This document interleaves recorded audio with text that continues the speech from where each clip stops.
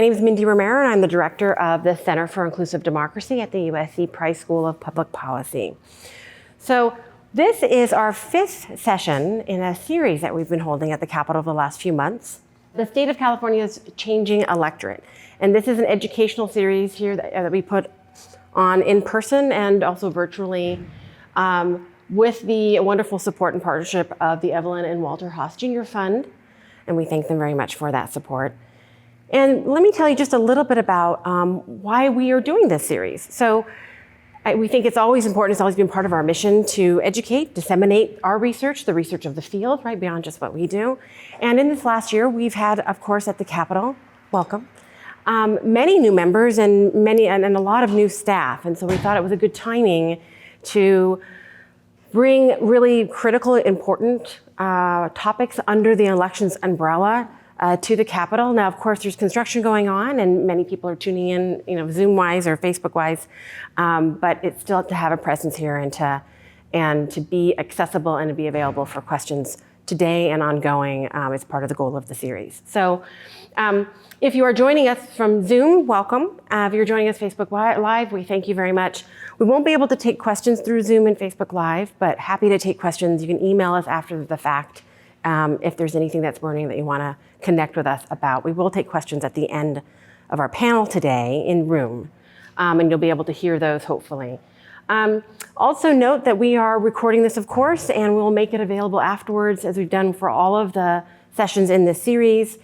Really, we're thinking of this as a library of recordings that ledge staff, members, the public, anyone can access at any time going forward. So it'll be available always on our website. So today's topic, language access in California's elections. I mentioned this series just really quickly in terms of other topics: automatic voter registration, voter turnout and representation, formerly incarcerated and voting. Our last one last month was on redistricting. We had a great panel there. This session and then our 6th and final session will be on the Voters' Choice Act in January. We're still finalizing a date for that, and we'll let people know when that's available. Because this is an educational series, again, we're not just here to talk about what we've done, and today we're bringing in a panel of experts to talk about what they know and what they've done actually as a working group even as well. We always want to highlight that there's other researchers, of course, and centers in this field. This is not a complete list, but in terms of centers, Center for Inclusive Democracy, so again, a resource, right?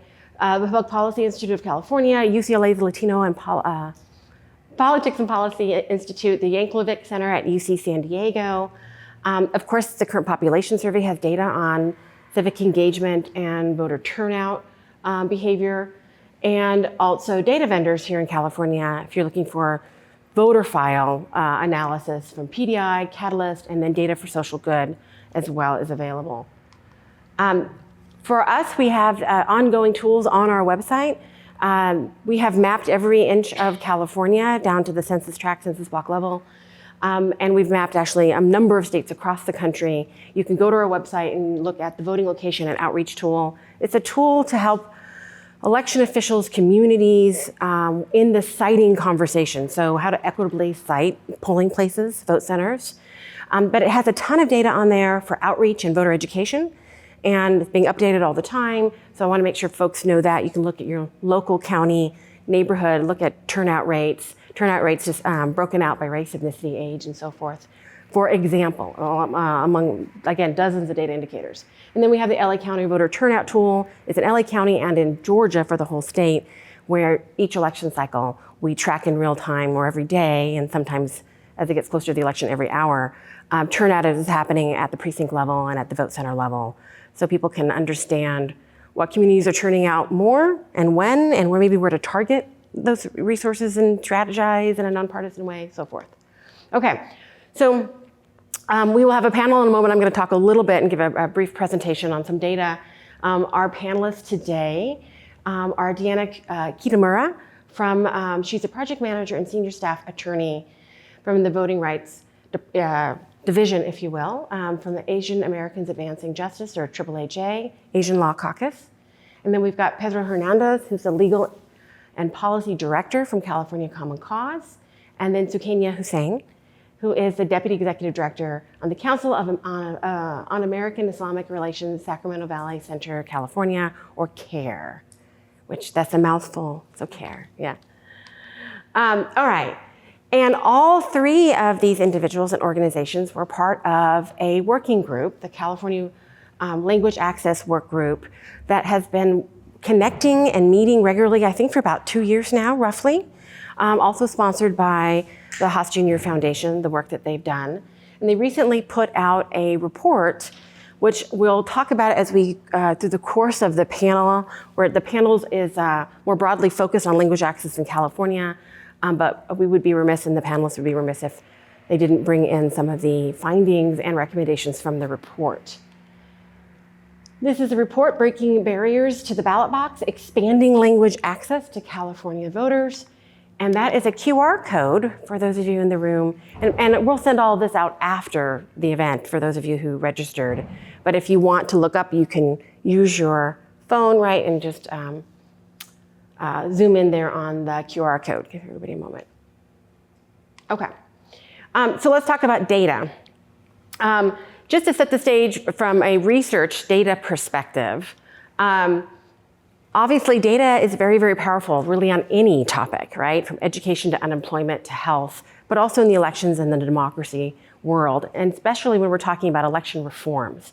Trying to understand the state of engagement, the state of barriers at play, really requires us to have good information, right? On certainly by subpopulation if we're talking about language access.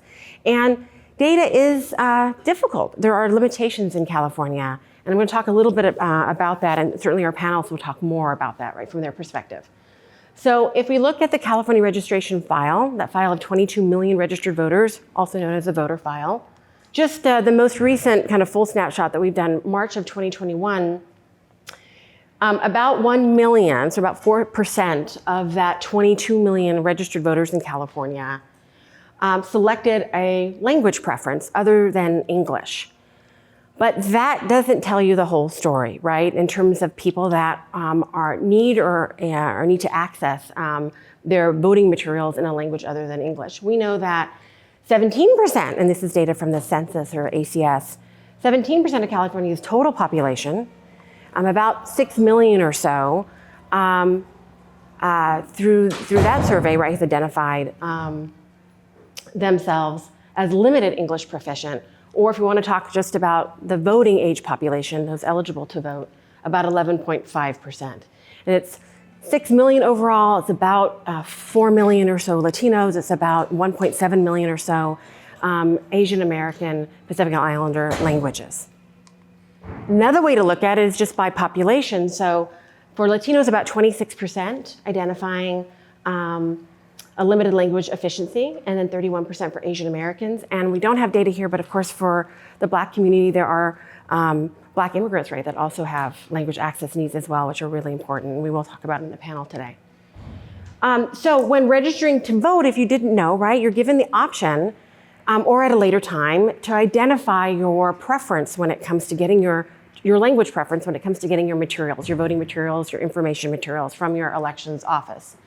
People have the option to voluntarily select a preferred language other than English. And if it's left blank, then it defaults to English. Make sense? Okay. Automatically provided their materials in English. Some counties send election materials translated in Section 203 languages, such as Sacramento County. But in terms of your record, it defaults for the most part. So the thing is that, as I said, that's a really small, right, 4% or so of the voter rolls. What is listed in the voter rolls, right, that small number of people who are actually asking, right, to be identified as wanting their materials other than English doesn't quite match up to what we know, right, probably the need is. And if you look at just that population, you're not getting a full picture. And if you look at data, if you try to break out that population and want to see their turnout rates, for instance, their vote by mail rates, their vote by mail rejection rates, it's interesting and important information to look at, but it doesn't give you the full picture. And in some ways it can be quite deceptive as well, right? So we have to be careful. So registrants with English identified on the registration record may have requested, maybe when they got to the polling place or vote center, they requested a ballot other than English, right? So they did have a language need, but it just wasn't recorded right in the voter file. For a variety of reasons, they may or may not have filled it out. And we put a little bit more information on these because we're going to make the slides available later as well. A voter who might want or need their voting materials in a language other than English may not have indicated, right, in the registration process, maybe because of error, but also maybe because they weren't aware in that registration process. They just missed that. They weren't aware that they were able to do that or able to do it later at another time. So bottom line, there are data limitations. So language preferences identified in the voter file offer an incomplete picture of the language needs of registered voters in California. Okay. And then just a couple of slides here, I mentioned the 4.3% of all registered voters select a language preference other than English. Just wanted to break that down by some groups here. So 2.7% for Spanish, Chinese 0.6, Vietnamese 0.7, Korean 0.3. Okay, so that's a caution in terms of data, but bottom line is there's an impact on voter turnout. So if you just look at the 2020 California general election, registered voter turnout among voters with non-English language preferences, again, that's not the whole population that has language access needs, but just those that indicate that preference, have lower turnout than those who have English preference, right, or default English preference. So there's turnout differences. And again, that's only a subset. And then if we look overall at Latinos and Asian Americans, California, consistently, no matter what election we look at, presidential, midterm, primary, general election, turnout rates are always much lower for Asian Americans and Latinos. Turnout disparities are entrenched in our electoral system. There's lots of reasons for that, but one reason, of course, is also, right, the inability to get materials or know that they can get materials, right, in a language that is more accessible for them. Okay, so language barriers can be, not the only, but a key driving factor for those disparities. Latinos and Asian Americans are more likely than other voters to cite difficulty with English, right, as the main reason for not registering to vote. And I think there's some recent research that Deanna is going to talk about in her time.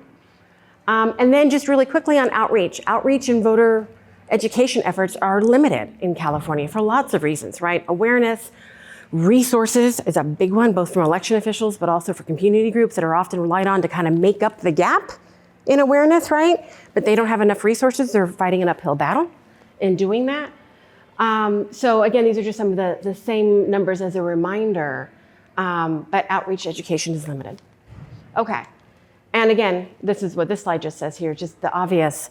Awareness is absolutely critical. Awareness, comfort, right, familiarity, and then of course, the actual interaction with folks to make that connection between wanting to vote, needing to vote, why it matters, and getting them the materials, right, and preferences that match up to what they need. And I'll go ahead and let my panel come on up. Thank you very much for traveling here, bringing your expertise when we are looking forward to the conversation. So we're going to start off first question. And this actually goes to all three of you, and I'll ask Pedro to go first. Why is language accessibility fundamental? Let's start with the basics right here. Fundamental to a multiracial and representative democracy. Yeah, so thank you for asking that question. California Common Cause has worked on voting rights issues that relate to, we do election protection work, campaign finance. So we have been in California looking at good government and you know, why does California Common Cause care about, you know, having good government? It's because we want to see a democracy where decision-making is happening for the public good, right?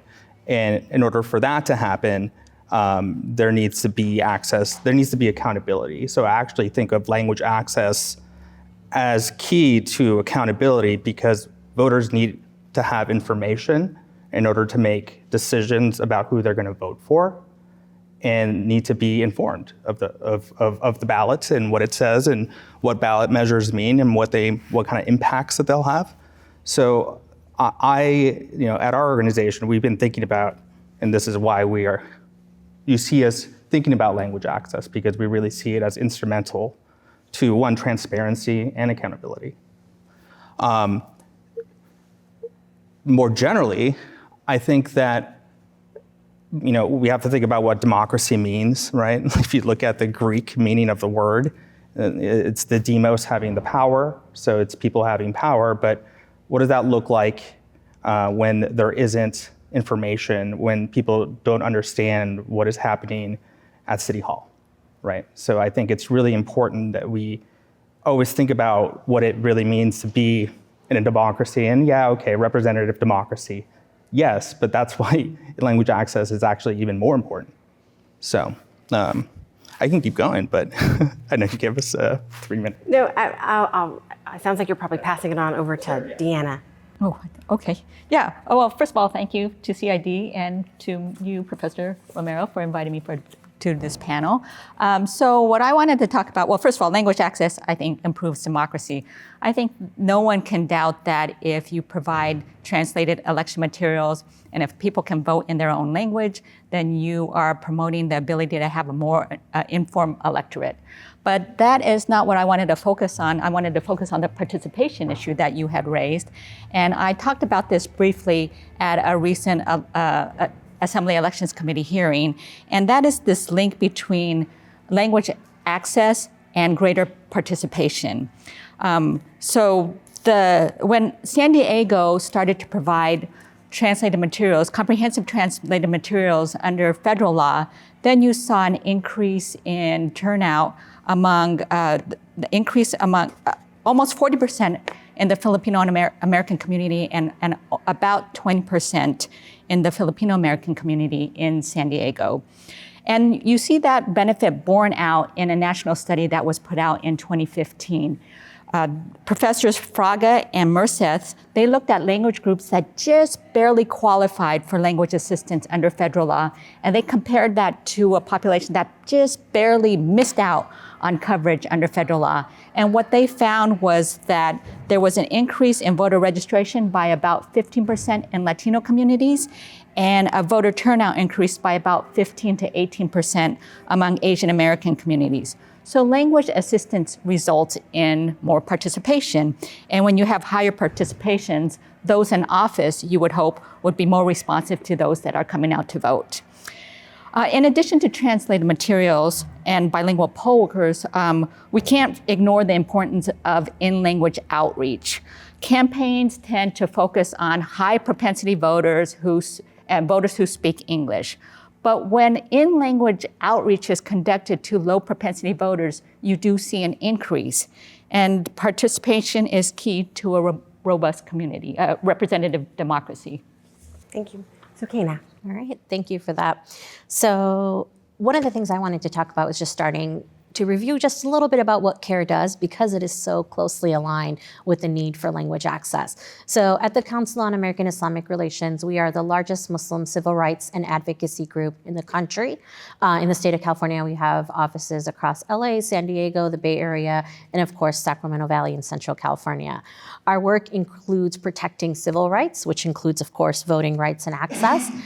When folks face harassment, discrimination, we are there to provide those legal services. We provide immigration legal services. We do a lot of policy advocacy work, and our policy staff member is here as well on issues related to voting, education, immigration, police brutality, a number of issues that impact all of our communities, not just Muslim communities. We do a lot of work on youth programming, empowerment, organizing, and last, but of course, definitely not least, we do a lot of work on voter education, mobilization, and civic engagement. So for us, language access has to be built in to every single thing we do. Whether we are providing Know Your Rights information at a local mosque, we have to make sure that we are providing those services in language so folks actually understand their rights when they are traveling or dealing with law enforcement or at work.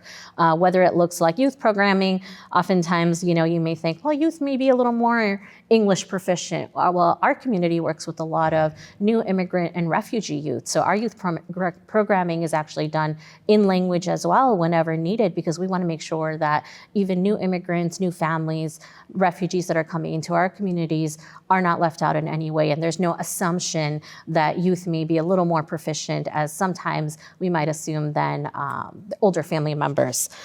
In addition to that, we do a lot of legal services. And so, of course, when you're receiving support, whether it's for immigration, whether it's for any issues you had at your job with racism or discrimination, that support has to be provided in language too. The Muslim population we serve is very diverse. It is, in our region, a largely immigrant community, so coming from the regions of the Middle East, Asian countries, African countries, but of course we do serve Black Muslims as well, who have been here for generations, but may not have as much language access needs because they are more English proficient. So it is a very diverse community. CARE in specific provides language access for communities in Arabic, Dari and Pashto, which are spoken by a lot of the new Afghan newcomers, in Urdu, and then we also make sure to provide it in Farsi and Spanish. Not only do we have Muslims who are of Latino background, but we actually provide a lot of immigration and legal services to Spanish speakers, and so we do have staff who are proficient in that as well. We intentionally employ multilingual staff, not just at a coordinator level or an interpreter level, but throughout the organization, because when we are out in the communities, when we are connecting with people, when we're doing education, outreach, when our policy staff is doing a workshop on voter registration, we need to make sure that our staff are multilingual and they are able to communicate across all levels. And so we can't just be reliant on the one person who speaks Farsi or the one person that speaks Arabic. And then finally, as a community-based organization, we recognize that there are already so many barriers that families face to access resources and services. So when you think about something as simple as an immigrant family maybe going to get healthcare services or going to a DMV office or things like that, right? There's issues with transportation. I'm from Fresno. Our bus system is terrible. And going to larger cities from smaller areas in the rural Central Valley is very, very difficult. So you're talking about transportation. The digital divide is very real throughout our region as well in the Central Valley. So folks may not only not have internet access to be able to register to vote online, but they may not be literate in using that technology as well. We also see things like folks who are working multiple jobs. They may not be able to go to an agency that's only open 9 to 5, or before we talk about VCA, a vote center that was only open during a certain number of hours because they're working multiple jobs to make ends meet.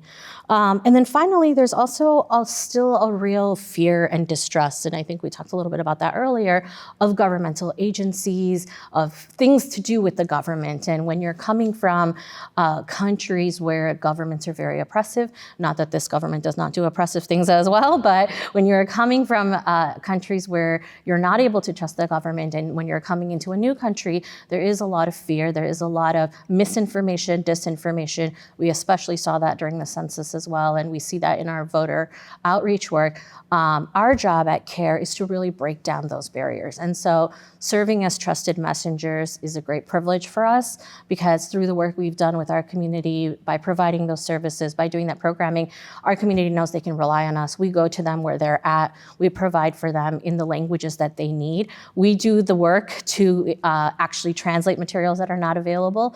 And so because of organizations like CARE and many others, that role of language access is not just about voting, it's through every aspect of our work to just lessen one more barrier that families have to deal with to be able to get access to services. Thank you all. Okay, next question. And this will be, each of you will tackle this. What does your organization do to help ensure increased language access for voters in California?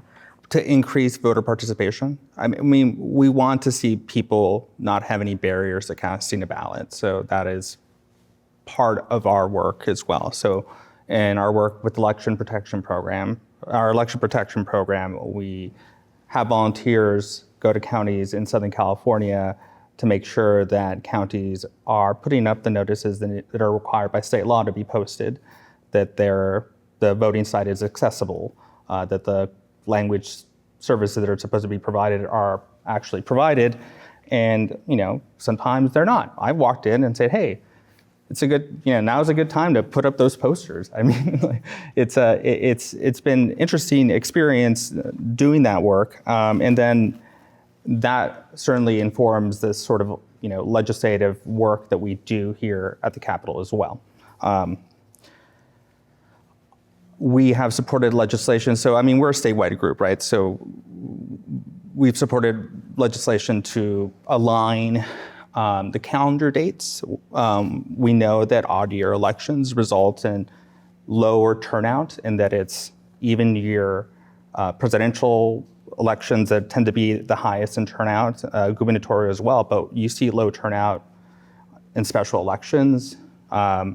Before last year, recall elections had to be calendared under a certain timeline. That meant that you would have a standalone election for, District 5 in whatever city that would cost the city or the county a ton of money, and no one would turn out. So one way to increase participation is to actually align our elections to be held at a time when turnout is going to be highest and when people are actually where there's going to be more information out around them from campaigns. Campaigns are obviously part of the information ecosystem as well, but when there's already an effort to kind of do countywide outreach. So that's just a few of our examples. I mean, part of also having increasing turnout is increasing information, right? Or increasing the fairness of the actual structures. So redistricting is part of our work as well. We want to see fair lines drawn. We want to see participatory, way of doing things, of line drawing that is, in people's hands and not politicians. And that increases engagement as well. So, I mean, these are kind of the soft effects for turnout, but I think what I'm getting at is that we're trying to make sure that people are engaged in our democracy. Thank you, Deanna. Yeah, first, like Sukaina, I wanted to provide some context on why Asian Law Caucus does the work that we do in terms of language access at the polls. Asian Law Caucus is the nation's first legal and civil rights organization, and we're based in the Bay Area.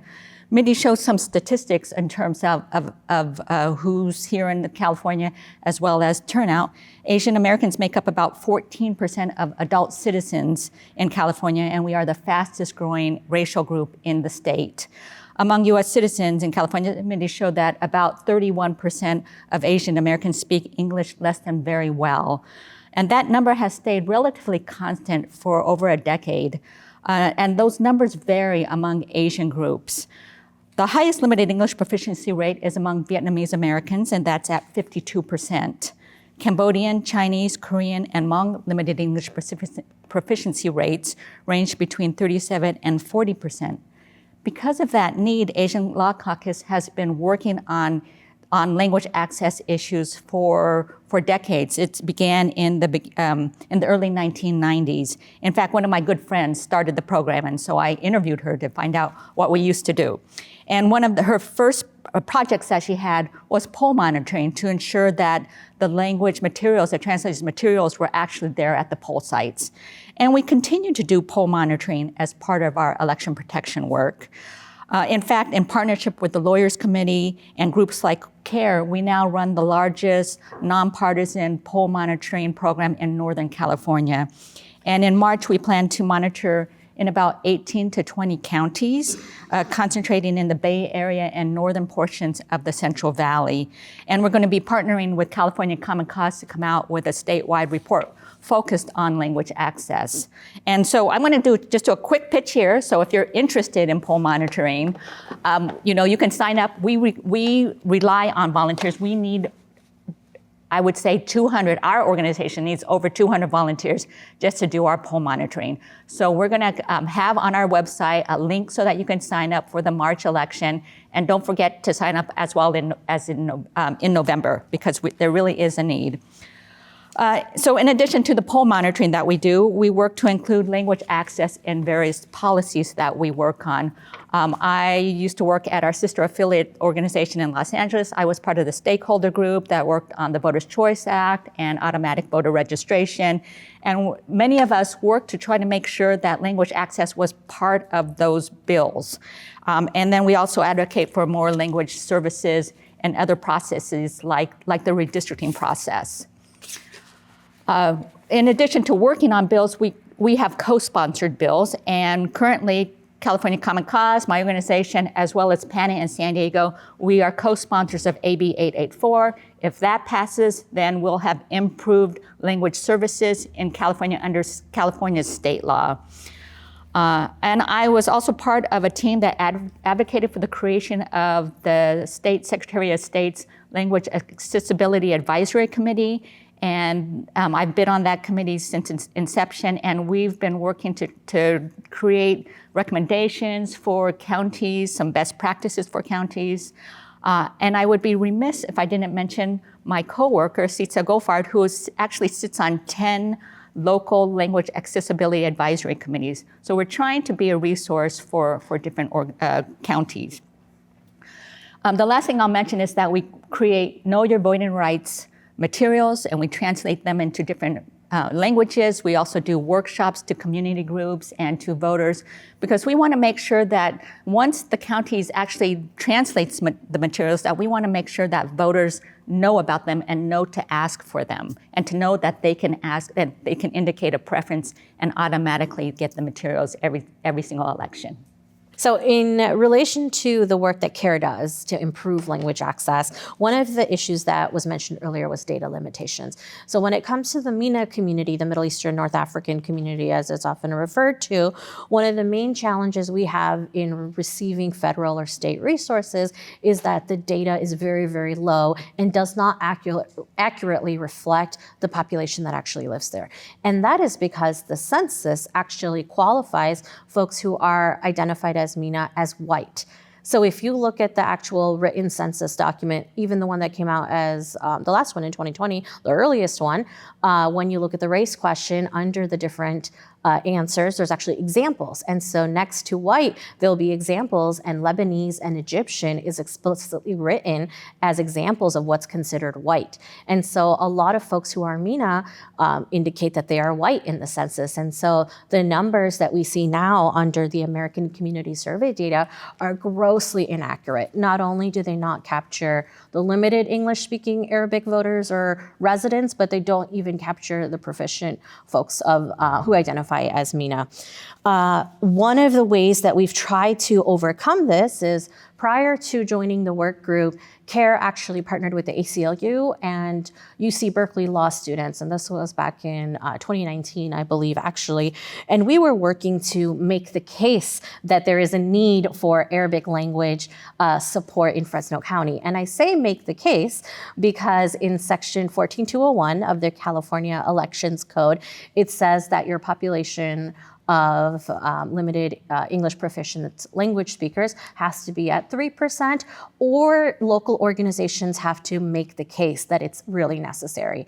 Now, there isn't a lot of guidance on what that means. It's very ambiguous, and what ends up happening is, because there's not a lot of guidance, it's very easy for counties to say, no, that's not enough of a case, right? So we actually did extensive research, as I mentioned, with these students. We did both quantitative research, we did qualitative research, we did interviews, and really came to the conclusion that there were 15,000 Arabic speakers in Fresno County, and that there was a great need and a great case through a very extensive proposal.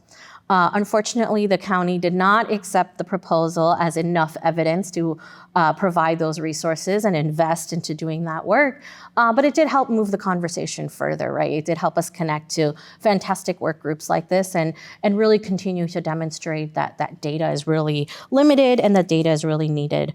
One of the other things that we're working on now in partnership with folks at Common Cause and the work group is continuing conversations with our local registrar of voters. And so in our most recent conversations, at least in Fresno County, and we're hoping to expand that in other counties, we've been talking about commitments to at least get what's called evergreen materials or permanent materials. And so later on when we talk about Voters' Choice Act, can we at least get materials that talk about your options to vote at the Voters' Choice Act, or the materials that don't change every election cycle, so that there's some type of resource for folks who speak Arabic that are able to get or ask for more information. So we're still working on getting an Arabic facsimile or reference ballot. We know that that's still not the best standard, and a votable ballot would be ideal. And there's a lot more that my colleagues here can share about efforts around that. But we're going to keep advocating and taking those steps locally. Thank you very much. Okay, Deanna, how do language services work in this wonderful state of ours? Just if you can give us a summary or an overview as you see it. How aligned is California's own language access framework with other aspects of California and federal election law policies? Yeah, it might be hard to believe, but starting in 1894, California required voters to be literate in English and able to read the California Constitution in English. You could not even register to vote if you were not literate specifically in English. So in other words, if you could read Spanish but you couldn't read English, you were not able to vote. The California Constitution finally struck down this just shameful provision, finding that it to be unconstitutional, and it researched, they did a history in terms of the provision and called it for what it was. They said it was an anti-immigrant provision. So we've come a long way since then, but we have plenty more to do. Beginning in 1975, Congress passed Section 203 of the Federal Voting Rights Act. And under that law, now that's the crown jewel of language access laws. So once a language group hits a population threshold, then it's entitled to comprehensive language assistance. So that means that all the election materials have to be translated. It means that they're entitled to language services, in-language at poll sites, and it means that counties should be doing in-language outreach to those groups. But the threshold is relatively high. It's 5% of the adult citizens in a county, or 10,000 adult citizens in a county. And the federal provision only applies to Spanish, Asian languages, Native American, and Native Alaskan languages. That means that the growing immigrant and refugee communities in California and the rest of the nation are out of luck. So if a person speaks Arabic, Somali, Armenian, Ukrainian, and a whole host of other languages that does not fit in the federal categories, then they are not entitled to any language services under federal law. And the other limitations with federal law is that it has to be reauthorized from time to time. It's scheduled to sunset in 2032. And after that, if Congress doesn't reauthorize it, then there will be no language requirements under federal law. And so while it's super important to have these vital services in language for various communities, we all know that getting things out of Congress has not been so easy of late. Now, of course, states are free to adopt their own language access laws. And here in California, we have one, and Sukaina just mentioned it, 14203 of the California Election Code. It has a much lower population threshold requirement than the federal law, but in terms of written materials, all that is required is a translated sample ballot. It's just a reference guide. You can't actually vote on it. So there is no voter registration, no voter information guide. None of that is provided under state law. You only get that sort of comprehensive assistance once the population hits the much higher threshold under federal law. And a California appellate court has limited state statute to the same language categories that's in federal law. Now, a handful of counties in California voluntarily cover other languages, but it's on groups such as CARE, groups on the ground that have limited capacity or limited resources to be doing that advocacy on the ground with their counties or with the Secretary of State's office. And in terms of alignment with other election laws, I'm going to focus on the Voters' Choice Act because a majority of Californians here vote or they live in counties that have implemented the Voters' Choice Act. And under the Voters' Choice Act, voters can go to any vote center in the county. However, the state's language access law applies at the precinct level because it was written when we all went to neighborhood precincts, and it made sense back then. But the way it works now is that under the vote center model, if somebody is entitled to language services at their precinct, they go to any vote center, and then many of the counties have a binder that they would then have to look through to find the correct sample ballot that they where they have the English one, and they have to line it up to use as a reference guide. So now it's better than nothing, right? But we can do so much better than this. A number of folks have mentioned the work group that we're all part of, and we held listening sessions in 6 languages.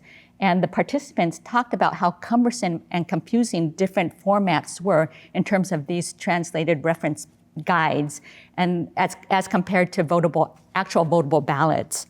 And in those listening sessions, we also heard participants talk about a real desire for more information. They wanted translated information, not just in terms of the voting process, but they wanted more information in terms of who to vote for or what to vote for. And so for those of you thinking about election reforms, I want to stress the importance of baking in language access to any new process or new system that's being developed. Thank you. So this next question is for Sukaina. You can take this. Please share your experiences on the ground with how current language access has impacted the communities your organization serves and why change is needed. Absolutely. So for Muslim immigrant communities, like many other immigrant communities, what we've seen a lot of times is when there is a need for language access or when they are limited English proficient, a lot of times they rely on a child or a family member or a friend to accompany them to these important appointments or county agencies or things like that, to have those language access, to have that available to them. One, this is unfair. There's a huge burden on young people and children, and many of you may know about this growing up in your own households. And a lot of times, even if you're looking at an adult to provide that support, a family member or neighbor or something like that may not even be available, during the day to go to an agency or an appointment.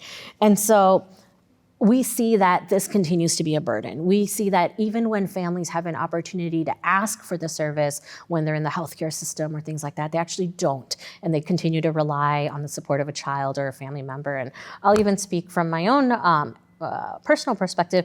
My parents had the privilege of actually being English proficient, but not maybe to the extent that my sister and I were. So I was the official note writer, or thank you card writer, letter writer in our house. I remember at the age of 12 transcribing my mom's essays for her associate's degree. So she would sit on the floor next to me and I'd be at the desk on the computer typing out everything she was saying to make sure her words were able to be captured for her homework, right? So we're talking about limitations, not just to get resources, but to further job opportunities, to further your education, and counting on children or other family members, even if you even have that available, because many folks don't have that in their homes readily available. So what we've seen is when families struggle to get these basic necessities, when you're struggling to get language access at your appointments or at the DMV or any other kind of agency, right? When you talk about voting and then having to overcome another barrier, that kind of falls to the wayside. You're already dealing with so many other challenges. You're already trying to make ends meet. You're already having to rely on others for help or ask for help in different situations. And so when there are so many challenges to casting your vote, to exercising your right, you may not prioritize it as much, and you may not be able to take that effort and that extra time and go the additional mile, as Deanna was talking about, and filter through those resources and binders and things like that. It's going to take a lot longer. It's not going to be a quick in and out vote. It's going to be a longer process. And our goal through this work is to make sure that when we talk about the right to vote, it's an equitable right. It's not that it's a right for folks who are English proficient and it's easily attainable for them. And for folks who are limited English or monolingual Arabic speakers, that right is not as easily accessible. So our work is really to make sure folks feel empowered and completely fulfill their duty of engaging in that right for an inclusive democracy. Thank you. All right, next question. And this will be Sukaina as well, again. Let's talk more now about the specific impact of the recent voting system reform, the Voters' Choice Act, which of course Deanna already mentioned a moment ago. But here on language access in communities, what have you seen? So the Voter Choice Act did help communities in a lot of ways. We love that ballots are mailed to folks' homes. We're glad that vote centers are available in multiple locations. They're open for more hours and more days. So that helps overcome some of the challenges I referenced earlier when you may have limited work availability or transportation and things like that. But in the end, for limited English proficient communities, it really still comes down to, do you even know about that resource? Do you even have that information in the language that you need it? So it is, as Deanna referenced earlier, organizations like CARE and many other community-based organizations who do the work, including the folks at Asian Law Caucus, who do the work to translate those resources to make sure communities even know that you can drop it in a Dropbox or come to a vote center, any vote center, or register on the same day, because these are great changes. But if you're not aware of those changes, you're never going to be able to take advantage of them. Organizations like CARE go to the community where they're at. So we do presentations at local mosques. We hold ballot parties, and we like to say party because it's a lot more fun when there's a party attached to it. And we're helping folks make sure their ballots are completed. And we do all of those in language. So folks actually get the information that they need, and it's completely nonpartisan. And it's just to make sure that they have the information they need to cast their own ballots. But we are only limited to the capacity that we have. We cannot reach every single person in our very big region, not in the way that a governmental agency could, not the way that a county could, or mailers in language could. We don't have the capacity or funding to be able to mail out an in-language ballot to every single person. So for us, our capacity limits us. We know the work is necessary, and we're going to keep doing that advocacy work. Hopefully, like I mentioned earlier, things like the evergreen materials, at least the basic information on voters' rights or accessing VCA benefits becomes available county by county so that our work gets a little easier. Thank you. Isn't voting a party for everybody? Yeah, it's always a party. Shouldn't it be? We wish, right? Someday we will get there. Okay, so I mentioned this report at the beginning of our time together. So in September, a report was published. This is a report. We have a box full of these available to you, so please take one or more as you leave if you want to share them with others. And again, of course, I showed the QR code that you can get it digitally online as well. This report, authored by the California Language Access Workgroup that I mentioned. Again, all three of our panelist organizations helped make this happen. Pedro, please tell us about the group and the goals of the project. And then the next question is I'll ask you about the recommendations, but just tell us a little bit about the group and the goals. Sure. I think to know, we are a group of about 12 organizations. When we first convened, we identified several immediate goals that we wanted for ourselves, which was to really understand the scope of the current state language access scheme. We had different levels of expertise. We had community expertise. We also had, the policy gobbledygook people, and we also had surveyed several respected academics and leaders in the field about what do you think the priority should be for language access going forward.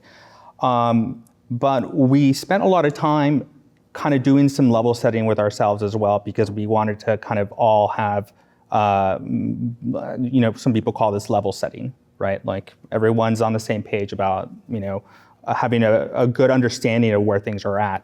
So this involved internal discussions and presentations around California's language access laws, the way it works, the current coverage scope. We had a new 14201 determination. So right now, the Secretary of State on the gubernatorial cycles, right, releases a list of languages to be covered in the state, and because of some census privacy issues, the census had attempted to, or I guess succeeded, but protect the privacy of individuals by withholding certain small geography data. It also withheld that same data from the state, so the state wasn't able to publish the sort of expanded language access list that we had hoped to see, given how much work was done to kind of have people, fill out the census, right? We have reason to believe that this will be, we've been in conversation with the census since that time. But the work group was came together around this issue. We had two main subcommittee groups. We wanted to understand, one, how do we look at the state language access scheme, but two, how do we improve the actual voter experience for people who have a language preference other than English? So that involved a subcommittee work group model. And over the course of time, we had investigated, drafted what you see now in this report. We also wanted to review, what are the county practices, and we wanted to see better practices. So we did have a number of goals, right?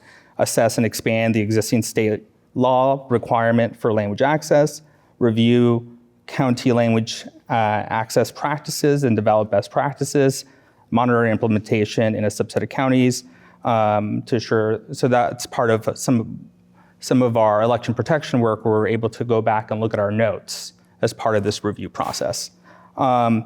We came out with a set of guidance materials that the Secretary of State ended up putting in a CCROV. That's the official kind of list to the registrar, the email communication to the registrar of voters on what are good practices to have for your language access accessibility committee, what are good practices to have around community engagement and the sharing of information. We also wanted to deepen our knowledge on current language access policies at the national level by creating an inventory of language access laws from across the country and other examples from other nations.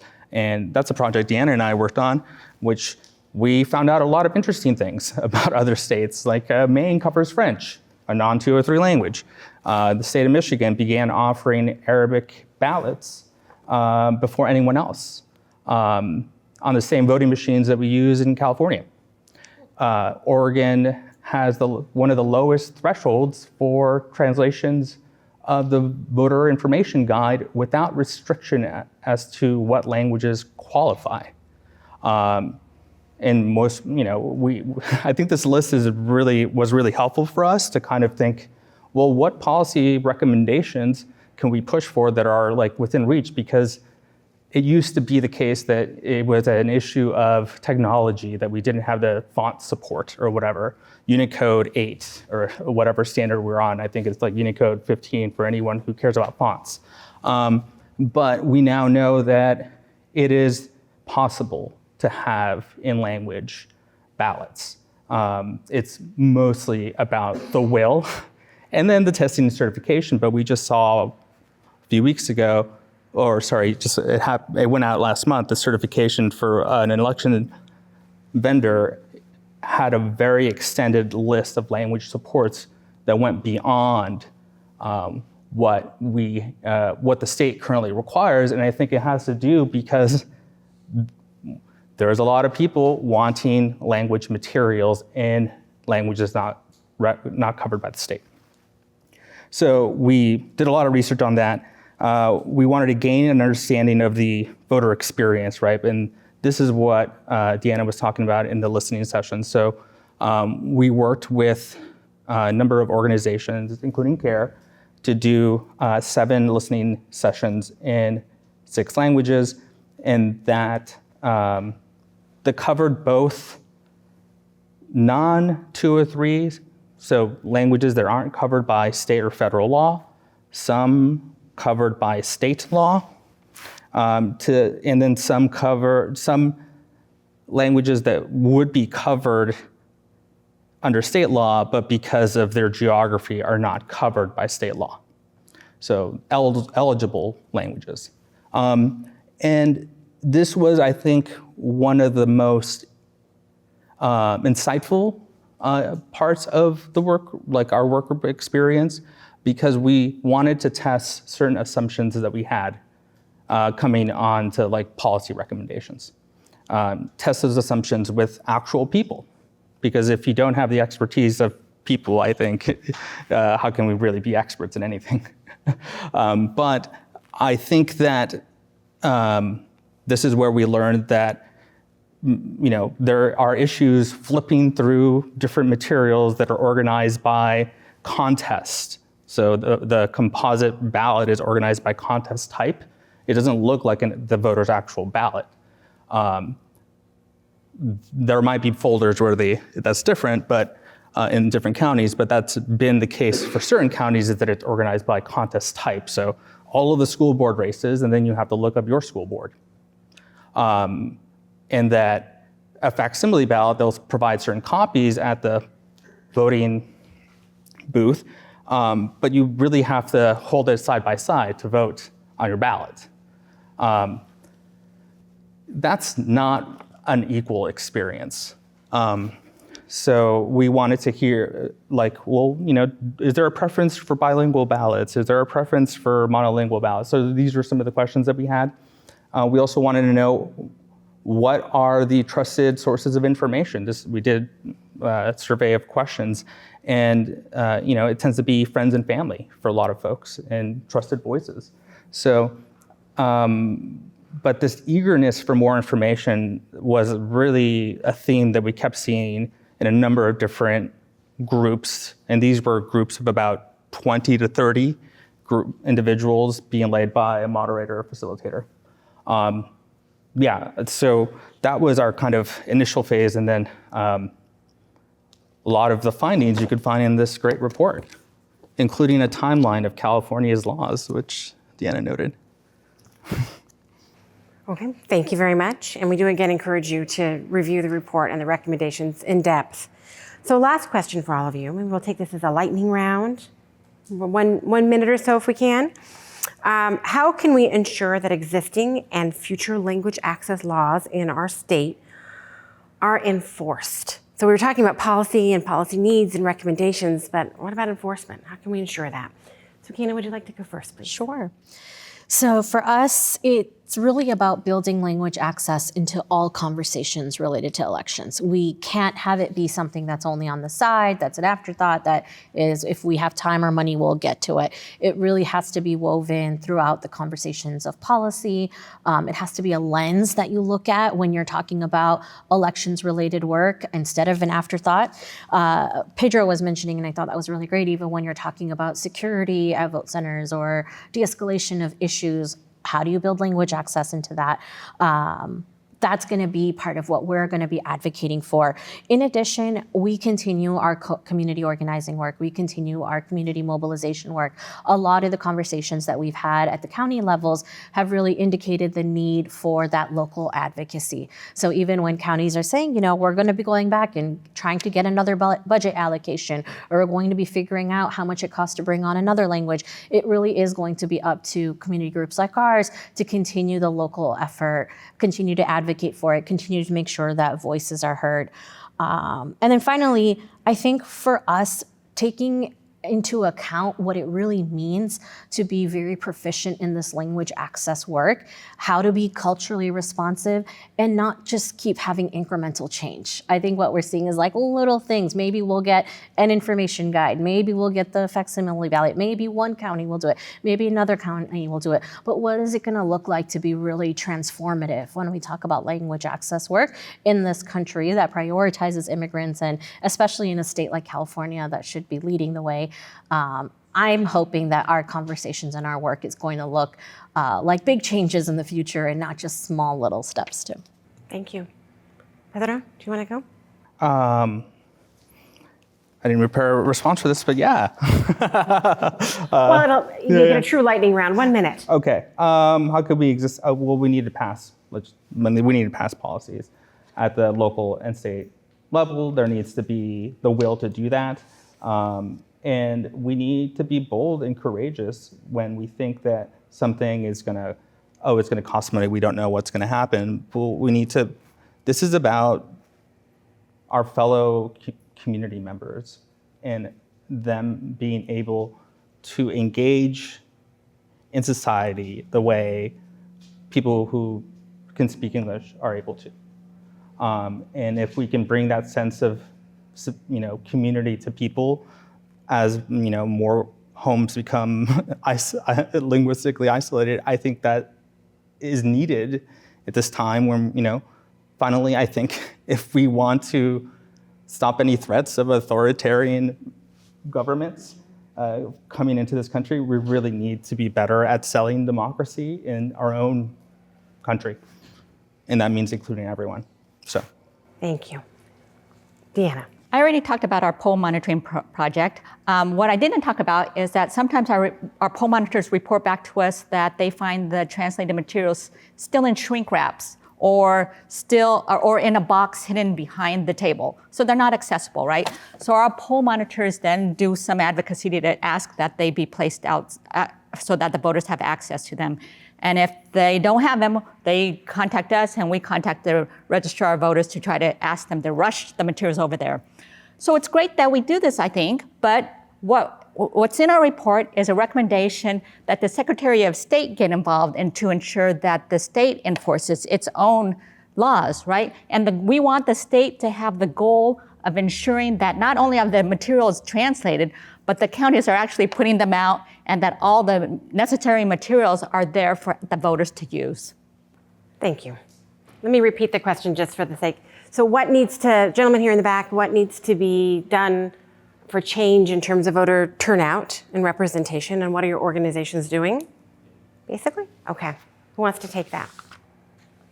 Or all three? Well, I heard you also say language access, and so I'll address that part because we have our bill AB 884, and so that would be just a step one in terms of what we need to do. We would like to see it so that all voters can have access to in-language materials regardless of the threshold. Now that might be a ways away, but hopefully with technology that will one day be the future, right? But we need to be making incremental steps to get there, and we can do that by like Sukaina was pushing for, so reference ballots in Fresno County. That would be step one in Fresno County, but we just need to make a lot of different incremental steps or big steps, hopefully, in terms of getting those translated materials in the hands of voters.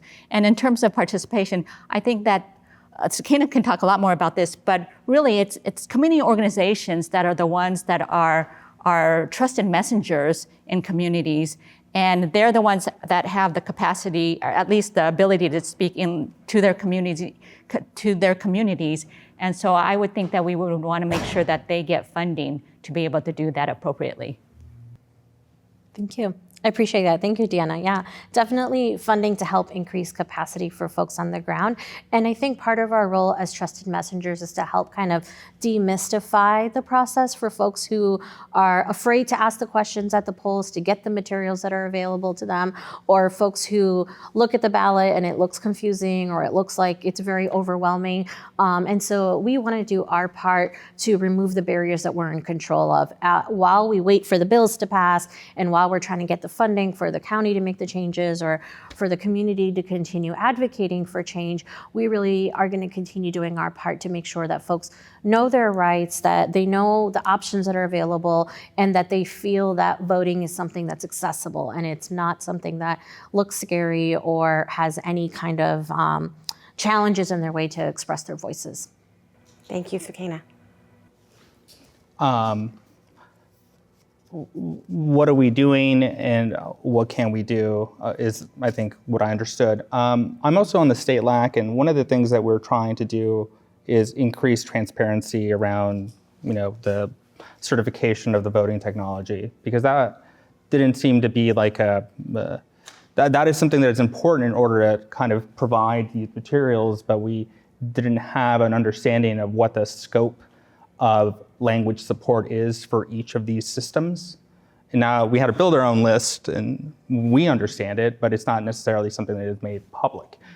So there's, I think, a need for more transparency around kind of the demands for communities, right? There also needs to be more transparency around sort of we can talk more. I guess this is more an involved response, but what do we need to do? I think so whenever a big county does something, it always makes it easier for other counties to do it. That's something I've learned. You look at a whole bunch of different reforms, and you're thinking about campaign finance, you're thinking about redistricting, independent redistricting commissions, et cetera. If we can get, and I think LA County is a good example of this actually, where LA County's been able to kind of expand language support through their ballot marking devices for 14201 languages. What will it take to kind of help them lead more? But the only issue with LA County is that they have their own voting system that isn't the same voting system as everyone else. So they have their own, but their own voting machines, the VSAP system. But I do think there are opportunities to act locally. And I think what you will see is that there are groups who are going to be wanting to see language support in the election, in the primary, and in the general. And having counties prioritize this, I think will be really important for this election, especially as, there's just like a lot of mis and disinformation, a lot of trust that needs to be held, and we need more trust, and a way to kind of achieving that is through letting people be seen in the election process in their language. Okay, thank you all very much for coming. As mentioned, this is a 1-hour session.